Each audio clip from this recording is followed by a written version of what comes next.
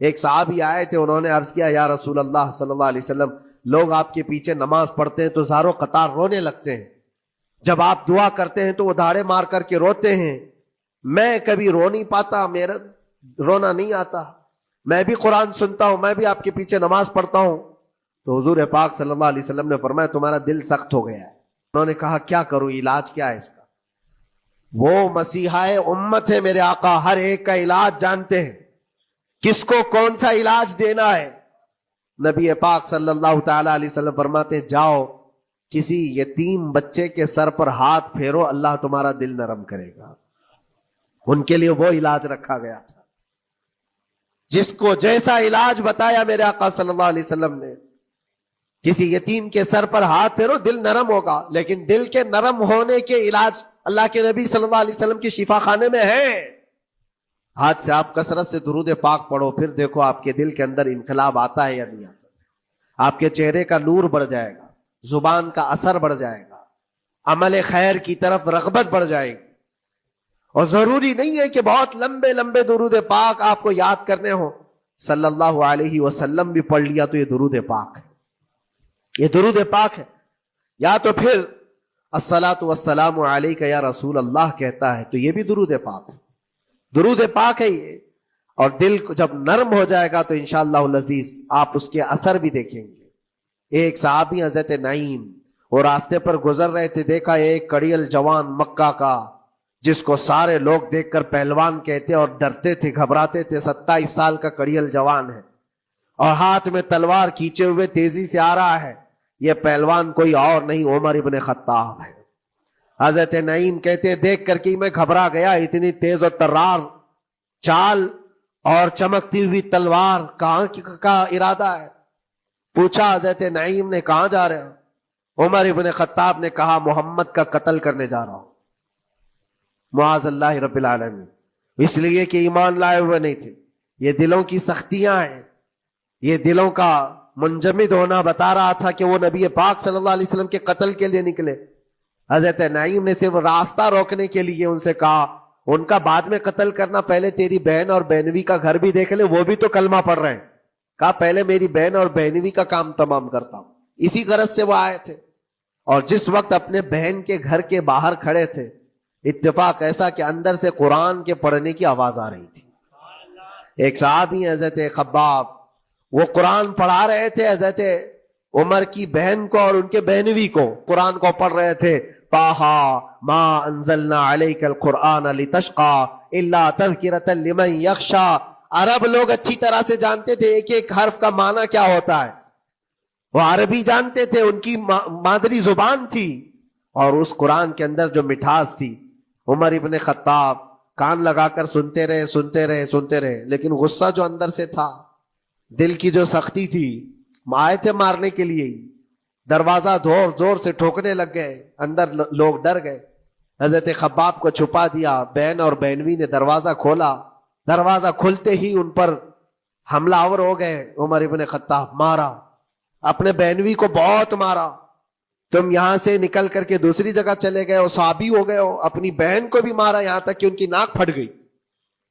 جب لہو لہان ہو گئے تو عمر ابن خطاب نے دیکھا کہ میں اپنی بہن اور اپنی بھائی کو مار رہا ہوں۔ پھر تھوڑی دیر کے لیے دل میں رحم آیا، اور دل میں رحم آیا کس چیز کا، کس چیز کی وجہ سے نرم ہوا دل؟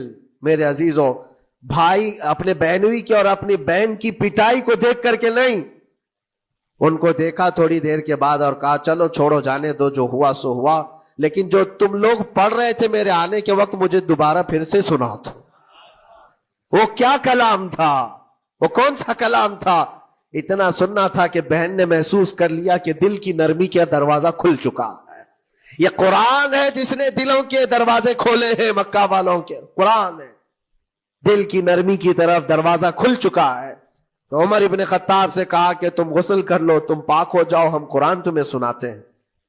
اور انہیں پاک کیا گیا تو حضرت خباب جلدی سے باہر آئے، کہا میں سناتا ہوں۔ حضرت عمر کو جب یہ آیتیں سنائی گئی، جھوم کر کے سننے لگے۔ قرآن کی وہ آیتیں 16 یا 17 آیتیں ہی سن پائے تھے کہ ان کے جسم کے اندر راشا تاری ہوا، کپ کپی آئی۔ کہا کہ چلو محمد کے پاس، صلی اللہ تعالی علیہ وسلم مجھے لے کر کے چلو، میں ان سے بات کرنا چاہتا ہوں۔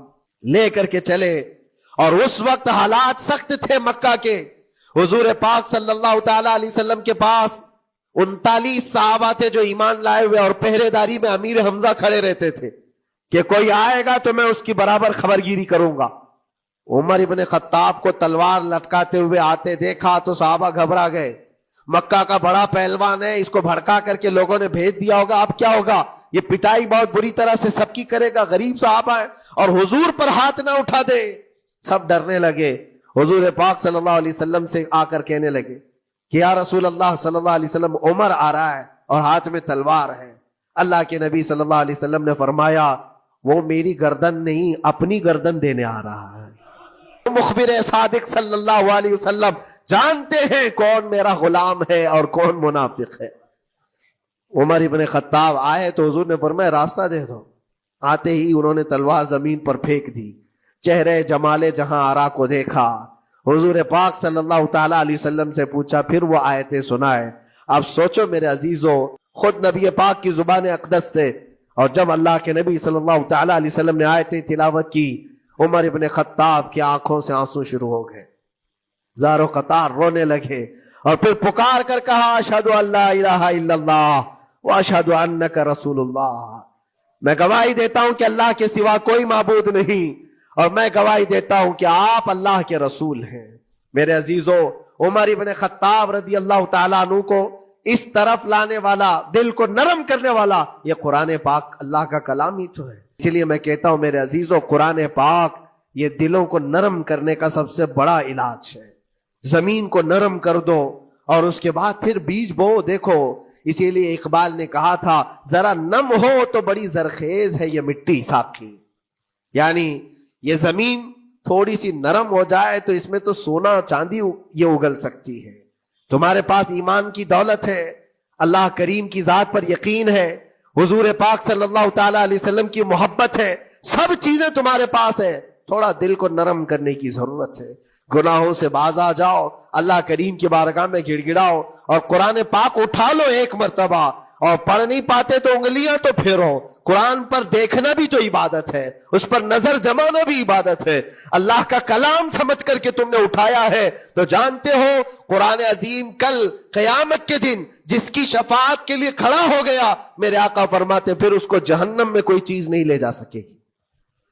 جس کو قرآن اور رمضان سفارش کر دے پھر اس کو جہنم میں دوسری کوئی چیز نہیں لے جائے گی، اور جس کے خلاف کھڑے ہو گئے پھر اس کو جنت میں کوئی چیز نہیں لے جائے گی۔ اس لیے میرے عزیزو، اپنے دلوں کی نرمی کا یہ وقت ہے رجب المرجب، اور سب سے بہترین موقع ہے، عبادتوں کا موسم ہے۔ اور ساتھ ساتھ میں یہ بھی کہوں گا کہ اب ہم رجب المرجب کے ابتدائی دنوں میں ہیں، اور سنیوں کے لیے ایک بہت بڑی بات ہے کہ سرکار غریب نواز کی چھٹی بھی اسی میں موجود ہے، جو دلوں کو نرم کرنے کے لیے ہی تو آئے تھے۔ ہندوستان جو تشریف لائے تھے کس کام کے لیے آئے تھے؟ انہوں نے اپنے ذکر کی مجلسوں سے، اپنے واعظ و نصیحت سے ہزاروں کے دلوں کو نرم کیا ہے۔ آج بھی سرکار غریب نواز کے نام پر لوگوں کا دل نرم ہو جاتا ہے۔ ان کو ہمارے پاس جو بھیجا وہ عطائے رسول بن کر کے آئے۔ آج سرکار غریب نواز رضی اللہ تعالیٰ عنہ کے وسیلے سے میں اللہ کی بارگاہ میں دعا کروں گا، مولا اس رجب المرجب کی برکت سے اور غریب نواز کی وسیلے سے ہم سب کے دلوں کو نرم فرما دے۔ ہم سب کو یہ موسم رجب المرجب کا بیج بونے کا، بہترین نیکیاں کرنے کی توفیق عطا فرما۔